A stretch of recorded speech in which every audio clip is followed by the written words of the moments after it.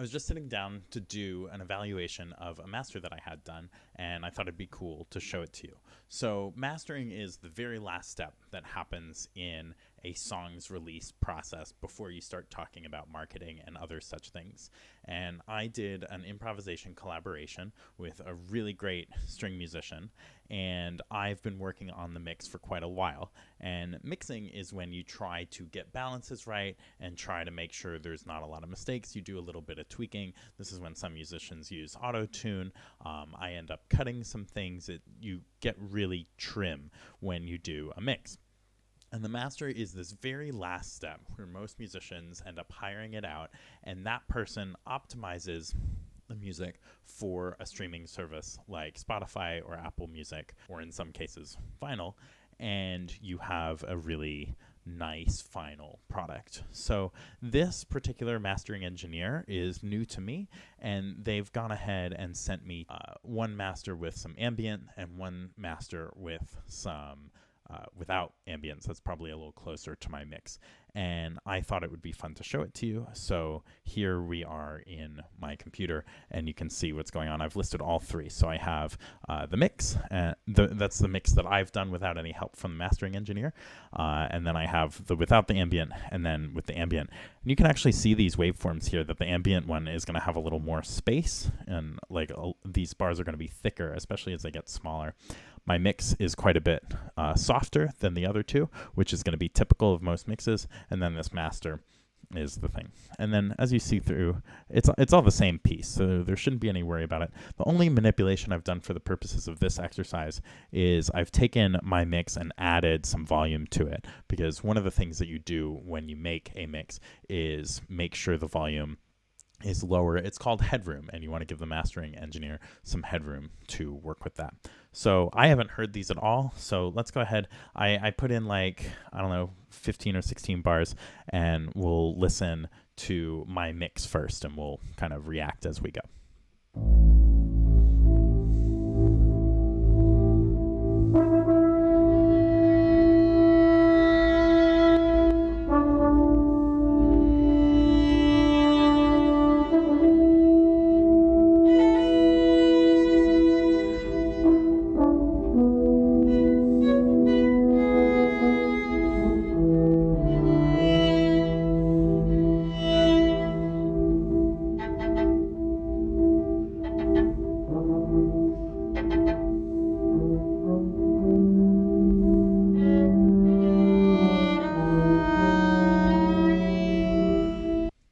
So that is a playthrough of the mix. It sounds exactly like I remember, and it's not that bad. I like the volume. I like the balance.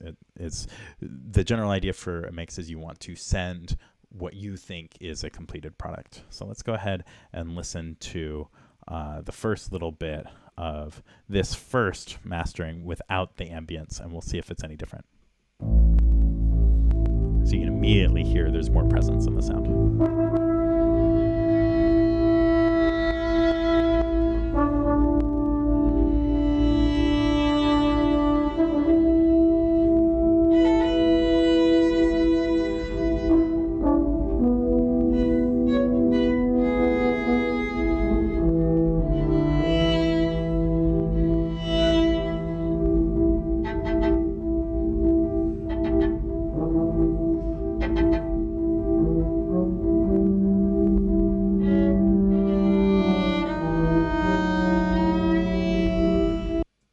So there's that. I do hear a little more body in the sound, and that's just something a master engineer is really capable of doing. They have all these fancy tools.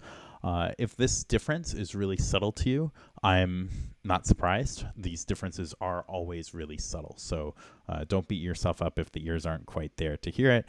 My first couple of pieces on Spotify, I did not hear a difference in the master versus the mix.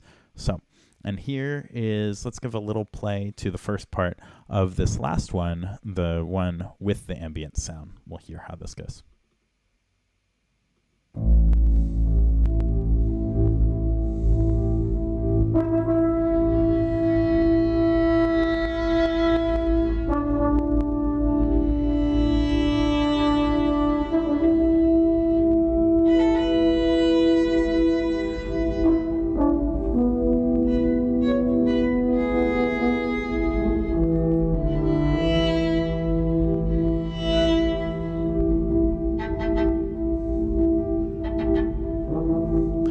very much difference here.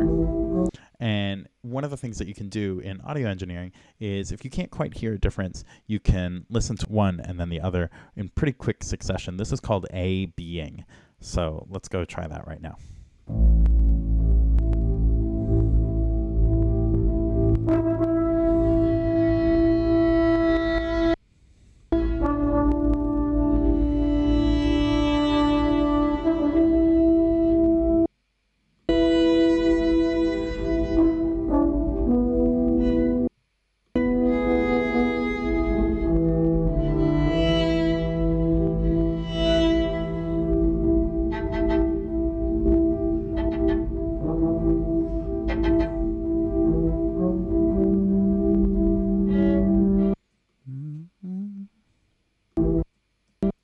And then it can be helpful to isolate one particular section. So I think I prefer the one without ambience, but it's really hard for me to tell. So that's what I'm going to end up doing is sending this to the person I collaborated with. In this case, it was Bailey, and I'll hear what she has to say, and I'll listen to it for a few more times. If there is a section that you prefer, please let me know in the comments, and I will take that into consideration. These are very, very subtle differences, and that's kind of the last bit. When you're talking about the cherry on top, you really want to be careful about how you place it. So I thought you might enjoy this little sneak peek of how mastering works, or at least how I look at mastering behind the scenes. If you like this stuff, please like this video and share it with others and tell me that you like it so I know to do it more. And I will see you next time. Thanks.